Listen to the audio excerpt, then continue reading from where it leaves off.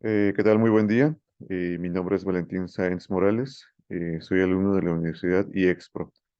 Y en esta ocasión, dentro del Seminario de Casos de Defensa y Litigio Estratégico 2, que forma parte del programa académico del Doctorado en Derechos Humanos y Litigación Oral que que ofrece dicha universidad, analizaré el tema relacionado al procedimiento para personas jurídicas dentro del ámbito penal. Bueno, para iniciar, debemos definir lo que es una persona jurídica. Y al respecto, pues bueno, todos sabemos que en el ámbito del derecho, los titulares de prerrogativas pueden ser personas físicas, es decir, cualquier persona común y corriente, pero también lo son las personas jurídicas o personas morales. Y aquí en esta presentación, pues hago alusión a ese tema al momento de mencionar que una persona jurídica es igual a una empresa y pues aquí lo estamos ejemplificando. ¿Cómo podemos definir a una persona jurídica? Bueno, de acuerdo al diccionario de la lengua española, es la organización de personas o de personas y bienes, por supuesto distintos, a la que el derecho reconoce capacidad unitaria para ser sujeto de derechos y obligaciones. Aquí, insisto, lo que mencionaba hace un momento, lo que nos interesa es saber quién va a ser titular de derechos y obligaciones. Como ejemplos de personas jurídicas, pues encontramos a las corporaciones, asociaciones, sociedades y fundaciones. Y pues bueno, aquí es importante hacer este acotamiento. Bueno, primero también hacer una comparativa con lo que es una persona física, como yo o cualquiera de ustedes, y en este caso el mismo diccionario lo define como el individuo de la especie humana, es decir, insisto, cualquier persona como la conocemos tradicionalmente. ¿Por qué es importante esta introducción o estos ejemplos que menciono? Pues bueno, porque de acuerdo incluso al video que menciono como referencia al final de la presentación, el exponente cita y efectivamente hasta hace no mucho tiempo se tenía la idea que las personas jurídicas no eran responsables de la comisión de algún delito. Entonces, esa idea cambió y tan es así que actualmente nuestro Código Nacional de Procedimientos Penales establece que dichas personas pueden ser responsables de alguna comisión ilícita. Bueno, aquí ya en relación a este tema, vinculándolo con lo que es el ejercicio de la acción penal, precisamente dicho código establece que las personas jurídicas serán penalmente responsables de los delitos cometidos a su nombre, por su cuenta, en su beneficio o a través de los medios que ellos proporcionen. Es decir, siempre y cuando exista esa responsabilidad por parte de la persona jurídica, entonces evidentemente que serán acreedores a alguna sanción. Cuando se haya determinado que además existe una observancia del debido control en su organización. Esto último considero que es importante porque lo establece como un tipo de excepción para fincar esa responsabilidad penal. Es decir, si la persona jurídica llevó a cabo un debido control de esa organización y a pesar de ello alguno de sus integrantes cometió algún ilícito, entonces en ese supuesto estaríamos fincando o bueno, atendiendo, responsabilizándose más bien a la persona y no, persona física y no a la persona jurídica. Pero bueno, esta ya es una cuestión procesal que finalmente en su oportunidad, si es necesario, pues se tendrá que hacer valer. Entonces, no se extinguirá la responsabilidad penal de las personas jurídicas cuando se transformen, funcionen, absorban o rescindan. En este caso, insisto, bueno, aquí lo que nos interesa es tener a alguien responsable de alguna comisión de un delito. Entonces, si es persona jurídica, aunque ocurra cualquiera de estos cuatro fenómenos, no se extinguirá la responsabilidad, sino que continuará en contra de esa nueva persona jurídica a la que se tenga que fincar o continuar esa responsabilidad. En esos casos, el traslado de la pena podrá graduarse tendiendo a la relación que se guarde con la persona jurídica originariamente responsable del delito. Lo que les mencionaba, aquí para efectos de la pena, la misma se puede graduar. ¿Atendiendo a qué? Precisamente pues a esa relación que haya existido entre la persona jurídica originaria y la secundaria. Entonces, bueno, es importante.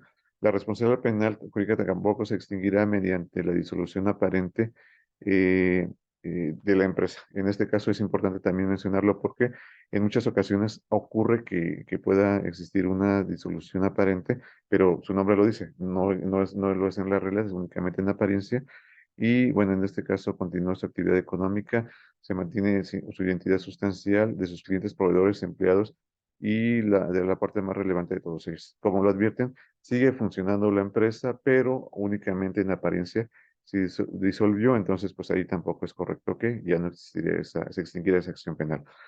La responsabilidad autónoma. Aquí, como lo mencionaba, puede ocurrir bueno, el Ministerio Público podrá ejercer la acción penal en contra de las personas jurídicas, con excepción de las instituciones estatales. Bueno, aquí te encontramos un caso de excepción y únicamente entre de personas e instituciones estatales no procederá a esa acción, independientemente de la acción que pudiera ejercer en contra de las personas físicas involucradas en el delito cometido. Es decir, se hace una separación entre lo que es la empresa o la persona jurídica y la persona física. En este caso, pues bueno, puede ejercitarse independientemente de que exista responsabilidad por parte de una persona física en contra de la persona jurídica. Aquí, pues la responsabilidad penal de la empresa es independiente, como lo mencionábamos, de la responsabilidad penal que pudiera incurrir sus representantes o administradores de hecho o de derecho. Insisto, se hace una separación de las personas físicas que representan a la empresa y de esta última para poder fincar en un momento determinado alguna responsabilidad. Las causas de exclusión del delito o de extinción de la acción penal que pudieran concurrir en alguna de las personas físicas involucradas no afectará el procedimiento contra las personas jurídicas.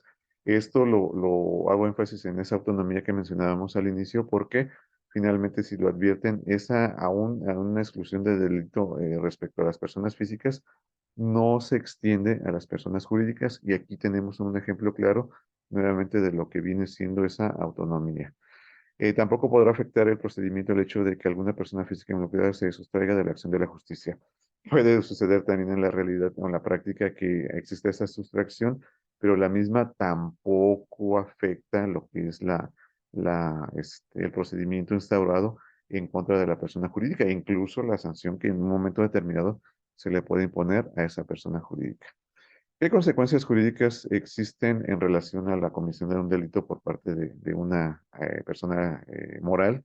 Pues bueno, sanciones propiamente dichas, ahorita vamos a ver las consecuencias como tal, pero unas sanciones especificadas en el Código Nacional de Procedimientos Penales, la primera de ellas es la sanción pecuniaria o multa. Esto, pues bueno, ocurre alguna cuestión ilícita y la sanción va a ser una multa. Decomiso de instrumentos, objetos o productos del delito. Esto también pues ocurre con personas físicas, pero bueno, esta es una consecuencia de esa comisión. Publicación de la sentencia. ¿Para qué efecto? Pues bueno, que la generalidad de las personas conozcan esta situación que ocurrió respecto a una empresa y pues bueno, pueda ser afectada en esa fama pública, en ese prestigio social que pueda tener. Disolución. Esto es muy importante. Esto se equipara con lo que sería la muerte física de una persona como tal. Y en este caso, si se disuelve la persona jurídica, habrá dejado de ser titular de derechos y obligaciones y trasladado, insisto, a un ámbito común es la muerte de la persona. Y las demás que expresamente determinan las leyes penales conforme a los principios establecidos en el artículo relativo del Código Nacional de Procedimientos Penales. Para efectos de la individualización de las sanciones anteriores, que se toma en cuenta de acuerdo al artículo 410 del Código Nacional de Procedimientos Penales, la magnitud de la inobservancia del debido control de su organización. Esto lo mencionábamos al inicio, es decir, la empresa siempre tiene que tener un control debido de su organización para, en un momento determinado, minorar la individualización de las sanciones. Aquí lo tenemos. El monto del dinero involucrado en la comisión del hecho delictivo. También entre mayor sea ese monto, mayor será la pena y la naturaleza jurídica y el volumen de los negocios que estén involucrados de la persona moral. Es decir, la importancia que puede ocurrir en este caso con la empresa, aquí también va a ser un factor importante a tomar en cuenta. El puesto que ocupaban en la estructura personal de la jurídica las personas o personas físicas involucradas. Es decir, insisto, atender a la responsabilidad o a la falta de cuidado de la empresa en relación a esta situación de sus integrantes. El grado de sujeción y cumplimiento de las disposiciones legales y reglamentarias, qué tanto se acataron esas disposiciones y qué tanto no. Y el interés público de las consecuencias sociales y económicas, en su caso, los daños que pudieran generar a la sociedad y la imposición de la pena. Esto, pues también, dependiendo del impacto público o social que pueda tener, asimismo se va a graduar esa sanción. Para la imposición de la sanción relativa a la disolución, el órgano jurisdiccional deberá ponderar además de lo previsto en este artículo que la imposición de dicha sanción sea necesaria para garantizar la seguridad pública o nacional. Aquí, pues bueno, otra cuestión, las empresas regularmente tienen un impacto social, entonces aquí también será necesario garantizar esa seguridad pública y nacional para efecto de la graduación. ¿Qué consecuencias jurídicas como tal existen con motivo de la comisión de un delito? Pues bueno, aquí las tenemos. Primera de ellas, suspensión de actividades. Esto es temporal. Su nombre lo dice, una suspensión, entonces no va a subsistir siempre. Clausura de sus locales o establecimientos. Eso también tiene una afectación importante en el ámbito económico porque finalmente pues esos locales ya no funcionarán. Prohibición de realizar en el futuro actividades en cuyo ejercicio se haya cometido la participación de la comisión, es decir, una sanción a no realizar ese tipo de actividades comunes. Inhabilitación temporal consistente en la suspensión de los derechos para participar de manera directa o por interpósita persona en procedimientos de contratación de servicio público. Esto afecta mucho a las empresas. ¿Por qué? Porque pues económica, bueno, su actividad, su giro comercial implica que muchas veces a través de de estos procedimientos de contratación obtengan mayores ingresos. Si se les prohíbe, pues obviamente estarán en una afectación económica importante. Intervención judicial para salvaguardar los derechos de los trabajadores o los acreedores. Pues bueno, aquí también es importante que los tribunales intervengan para salvaguardar dichos derechos y una amonestación pública. Una amonestación no nada más en el ámbito privado, sino también en el ámbito social o público. Formulación de la imputación y vinculación al proceso. Pues bueno, aquí obviamente también esta actividad o esta función le corresponde al Ministerio Público y cuando tenga conocimiento de la comisión de algún delito por parte donde se encuentre involucrada una persona jurídica, pues bueno, iniciará la investigación. Aquí ocurre igual que con una persona física. En caso de que durante la investigación se ejecute el aseguramiento de bienes, el Ministerio Público dará vista al representante de la persona jurídica a efecto de hacer saber sus derechos y manifieste lo que de su derecho convenga. Es decir, bueno, existe el aseguramiento y pues se da vista o intervención al representante de la persona moral.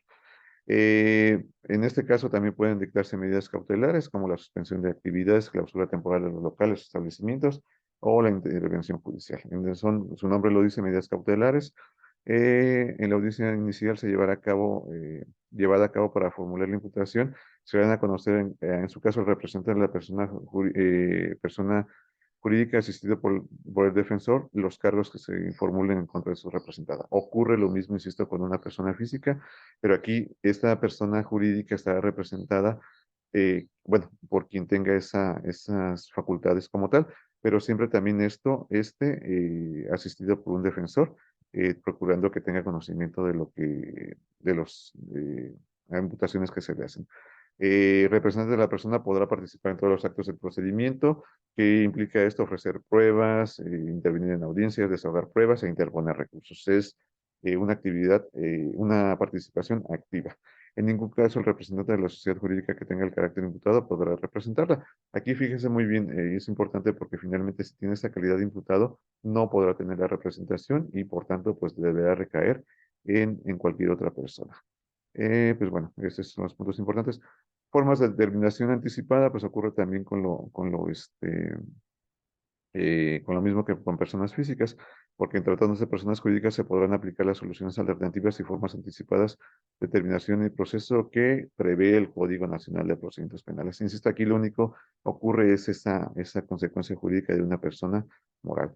Las sentencias, pues bueno, resolverá la pertinencia.